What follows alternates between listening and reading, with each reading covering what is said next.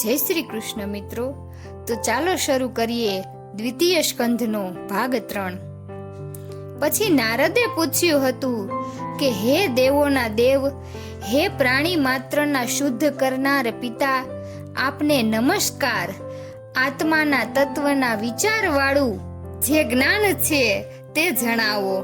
હે પ્રભુ, એ તત્વ કેવા રૂપનું, ક્યાં અધિષ્ઠાન વાળું આ જગત, જેમાંથી યા જેનાથી સર્જાયું, જેના આશ્ચર્ય વાળું છે, જેમાં લય પામે છે, જેને અધીન છે અને જેવું છે તે યથાર્થપણે છે, તે મને કહો.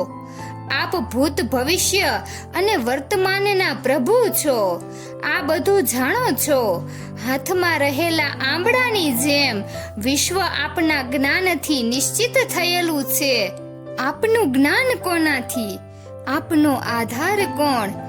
આપનો નિયામક કોણ? આપનું સ્વરૂપ શું? કરોડિયાની જેમ પોતાની શક્તિને આધાર આપી એકલા મહાભૂતોથી જ સર્જન કરો છો, પાલન કરો છો અને પછી તિરોભાવ કરો છો. આ સર્વ તમારાથી જ થાય છે એમ હું જાણતો હતો, પણ હે શક્તિમાન, આપે તો ઘણા સાવધાન બની રહી જે ઘોર તપ કર્યું. એથી મને શંકા થવાથી હું પૂછું છું કે તમારાથી પણ ઉત્તમ બીજો કોણ છે? આ બધું હું જાણું તેવી રીતે અધિકાર પ્રમાણે મને કહો. અહીં સુધીમાં નારદે 13 પ્રશ્નો કર્યા છે.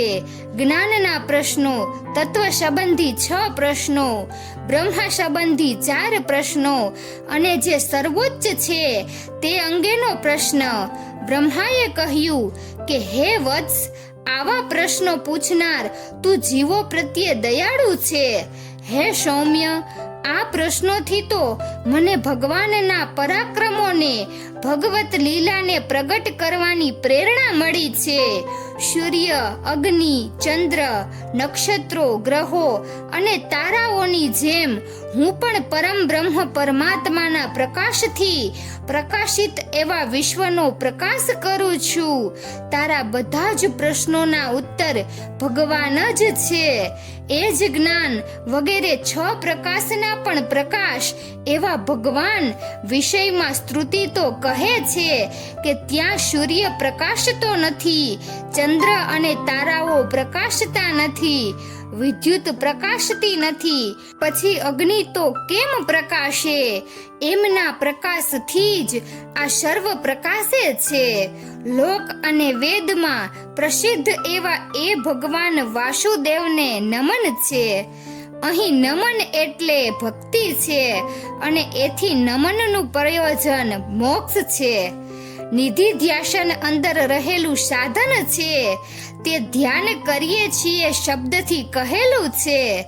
એ ભગવાનની મોહ કરનારી માયાથી મોહ પામેલાઓ હું, મારું એમ બડાઈ કરે છે. તારા જેવા મને જગદગુરુ કહે છે, પણ વાસ્તવમાં એ પરમાત્માએ પ્રકાશિત કરેલા જગતનું જ હું પ્રકાશન કરું છું. ભગવાનની એ માયા ભગવાનની સન્મુખ રહેવાના અધિકારીને મોહ પમાડતી નથી, પાછળ પ્રવૃત્તિ કરાવનારાઓને જ મોહ કરે છે. હે બ્રહ્મન, દ્રવ્ય અર્થાત જડ પદાર્થોની સૃષ્ટિનું સમવાયી કારણ, મહાભૂતો વગેરે કર્મ જગતના આવિર્ભાવનું સાધારણ કારણ અને ચ શબ્દથી જણાવેલ પ્રાણીઓના સંસ્કાર રૂપ કાલ અર્થાત ગુણોનો ક્ષોભ કરનાર કારણ બનેલ જે સર્વના આધાર રૂપ જણાય છે.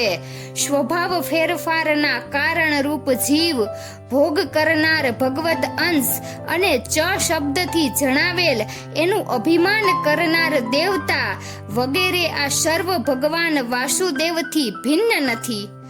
ગુણનો ભેદ નથી, સ્વરૂપનો ભેદ નથી, અધિષ્ઠાનનો પણ ભેદ નથી. આ રીતે અભેદ છે, પણ જીવો અંશરૂપ હોવાથી ભગવાન નથી, ભગવાનથી ન્યૂન છે એમ સમજવાનું છે. શબ્દો સાથે દ્રવ્ય વગેરે પદાર્થોનો સંબંધ નિત્ય છે. જુદા ગુણ વાળા દ્રવ્ય વગેરે ભગવત રૂપ છે. નિત્ય હોવાને લીધે એવો અર્થ હોવાથી નિત્ય છે. હે સૌમ્ય, આ પહેલા સત જ હતું એ શ્રુતિ પ્રમાણે સર્વ સદ્રૂપ હોવાથી નિત્ય છે. વિકલ્પો માત્ર વચલા કરનારા હોવાથી ભગવત રૂપ હોવાથી જ અર્થરૂપ એવો તર્ક છે. પછી વિમર્શ રૂપ અંગે કહ્યું કે વેદોનું પ્રયોજન નારાયણ છે. દેવો નારાયણના અંગમાંથી ઉત્પન્ન થયેલા છે. લોકો નારાયણમાં સમાયેલા છે. યજ્ઞોનું પ્રયોજન નારાયણ છે. યોગો નારાયણમાં પરિણમે છે. તપ નારાયણમાં સમાઈ જાય છે. જ્ઞાનનું પ્રયોજન નારાયણ છે. ગતિ નારાયણમાં પરિણમે છે. હવે ભગવાન પ્રયોજન વાળા હોવાનો વિચાર કરવાનો છે. ઇતિહાસ અને પુરાણો પાંચમો વેદ છે. એ પ્રમાણે પુરાણ વેદ હોવાથી એનું પ્રયોજન ભગવાન ન હોય તો પાક્ષિક દોષ થાય. આ સંબંધની વિચારણા આગળ વિસ્તારથી કરવાની હોવાથી ભાગવતકાર પછીના 4 પ્રશ્નોનો ઉત્તર આપતા કહે છે કે એ દ્રષ્ટા ઈશ વિકાર વિનાના, સર્વના અંતર્યામી, સર્વમાં વ્યાપ્ત અને સર્વના આત્મા રૂપ મારા પણ સર્જક છે. અને તેમની કૃપા દ્રષ્ટિથી પ્રેરણા પામી તેમણે સર્જવા ધારેલું હું સર્જું છું. સત્વ, રજ અને તમ એવા નિર્ગુણના 3 ગુણો શક્તિવાળાની માયાએ સ્થિતિ, સર્ગ અને લયમાં ગ્રહણ કરેલા છે. એમાં સદ્રૂપથી તત્વ નીકળેલું સત્વ કહેવાય છે. માત્ર ચિદ્રૂપથી નીકળેલું એમાં ક્રિયા શક્તિ મુખ્ય હોવાથી અને આનંદ ન હોવાથી રજ કહેવાય છે. અને આનંદ અંશમાંથી નીકળેલું તમ કહેવાય છે. ભગવાને એમને ભગવત રૂપ જ સર્જેલા છે. ભગવાન તો નિર્ગુણ છે, પણ સ્થિતિ, સર્ગ અને લય માટે એ ગુણો પોતાની પહેલી મોહ કરનારી નહીં, પણ માત્ર જગત રચનારી માયા શક્તિથી ગ્રહણ કરેલ છે. કાર્ય, કારણ અને કર્તુપણામાં દ્રવ્ય જ્ઞાન અને ક્રિયાના આધારવાળા એ ગુણો સદા માયાવાળા પુરુષનું બંધન કરે છે. ભગવાન તો વિકાર રહિત અને સર્વ સ્વરૂપવાળા છે. સૃષ્ટિ રચાવનાર છે અને માયા સાધન હોવાથી ભગવાને પોતાનું સાધન રૂપ સ્વરૂપ એમાં મૂક્યું, તેથી એ રચનારી થઈ. ગુણો પુત્રોની જેમ એ માયાને વશ રહે છે. તેથી જે કોઈ ભગવાનનો અંશ એવો જીવ એ માયામાં અથવા એના કાર્યમાં રમવાની ઈચ્છા કરે છે તેનું 6 ગુણો બંધન કરે છે. હે બ્રહ્મન, આ 3 ચિહ્નોથી જેમની મતિ સારી રીતે જળવાયેલી નથી અને જેમનું જ્ઞાન ઇન્દ્રિયોથી થતું નથી, તેવા એ ભગવાન બધાના અને મારા ઈશ્વર છે. માયાપતિ એવા એ ઈશ્વરને હું જુદા જુદા રૂપ વાળો થાવ એમ ઉત્તર પ્રકારે ઘણા થવાની ઈચ્છા થઈ, ત્યારે તેમણે અકસ્માત પોતાનામાંથી આવેલા કાલ કર્મ અને સ્વભાવને પોતાની માયાથી ગ્રહણ કર્યા. એ પછી એ 3નો ઉપયોગ દર્શાવતા કહ્યું કે કાલથી ગુણોનો સંબંધ થયો, સ્વભાવથી ગુણોનો પાક થયો અને કર્મથી મહતનો જન્મ થયો. તેઓના મુખ્યપણા વાળું રજ અને સત્વથી પુષ્ટ થયેલું મહત વિકાર પામતા તો દ્રવ્ય ગુણ અને ક્રિયારૂપ થયું. અહંકાર એ નામે કહેવાયેલો એ વિકાર પામતા 3 પ્રકારનો થયો. વૈકારિક અને તેજસ અને તામસ એવા ભેદથી એ દ્રવ્યની શક્તિવાળો અને જ્ઞાનની શક્તિવાળો થયો. આ 3 પ્રકારના અહંકાર પૈકી તામસ અહંકારમાં 5 મહાભૂતોને ઉત્પન્ન કરવાની શક્તિ છે. રાજસમાં સર્વ ઇન્દ્રિયોને ઉત્પન્ન કરવાની શક્તિ છે અને વૈકારિક અર્થાત સાત્વિકમાં મન અને ઇન્દ્રિયોના દેવોને ઉત્પન્ન કરવાની શક્તિ છે. તામસ અહંકાર વિકાર પામતા નભ યા આકાશ ઉત્પન્ન થયું. આ આકાશનું સૂક્ષ્મ સ્વરૂપ અને ગુણ શબ્દ છે, જે દ્રષ્ટ અને દ્રશ્ય એ બંને વસ્તુને જણાવનાર છે. પછી આકાશ વિકાર પામ્યું એટલે એમાંથી સ્પર્શ ગુણ વાળો વાયુ થયો. પ્રાણ, ઓજ, સહ અને બલ એના કાર્યો છે. કાલ રૂપ વાળું તેજમાંથી તો રસાત્મક જલ થયું.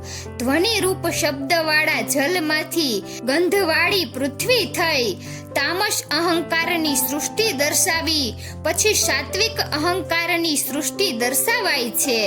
સાત્વિક માંથી મન અને દિશા, વાત, સૂર્ય, પ્રચેતા, અશ્વિની કુમાર, અગ્નિ, ઇન્દ્ર, ઉપેન્દ્ર, વિપ્ર અને બ્રહ્મા એ 10 વૈકારિક દેવો થયા.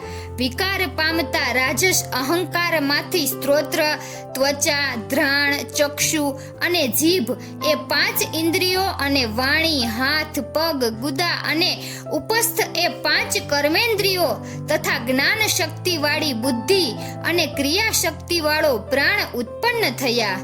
હે બ્રહ્મ વેતાઓમાં શ્રેષ્ઠ નારદ, આ સર્વ પદાર્થો જુદા જુદા હતા. ભગવાનની શક્તિથી પ્રેરણા પામી તે પદાર્થો પરસ્પર મળ્યા અને પછી એઓએ સત અને અસતનો આશ્રય કરી સમષ્ટિ અને વ્યષ્ટિ રૂપ આ બ્રહ્માંડનું નિર્માણ કર્યું. 1000 વર્ષોના સમૂહોને અંતે જીવન વિનાના જલમાં રહેલા એ બ્રહ્માંડને પરમાત્માએ સચેતન કર્યું અને એ જ પરમાત્મા બ્રહ્માંડને ભેદીને 1000 સાથળ ચરણ બાહુ અને નયન વાળા 1000 મુખ અને શિર વાળા વિરાટ સ્વરૂપે બહાર પ્રગટ થયા. ભગવાનના વિરાટ સ્વરૂપનું વર્ણન ધારણાના વિષય અંગે પ્રથમ અધ્યાયમાં ટૂંકાણમાં થયેલું છે. અહીં બ્રહ્માનું સૃષ્ટિ લીલાઓ અને એ વિરાટ સ્વરૂપની વિભૂતિનું વર્ણન કરવામાં આવ્યું છે. કહેવાયું છે કે એમના કટી વગેરે અવયવો નીચે 7 અને જાંઘ વગેરે અવયવોથી ઉપર 7 એમ 14 લોકની વિદ્વાનોએ કલ્પના કરી છે. આ વિરાટ પુરુષના મુખમાંથી બ્રાહ્મણ, બાહુઓથી ક્ષત્રિયો, સાથળોમાંથી વૈશ્યો અને ચરણોમાંથી શૂદ્રો ઉત્પન્ન થયા છે.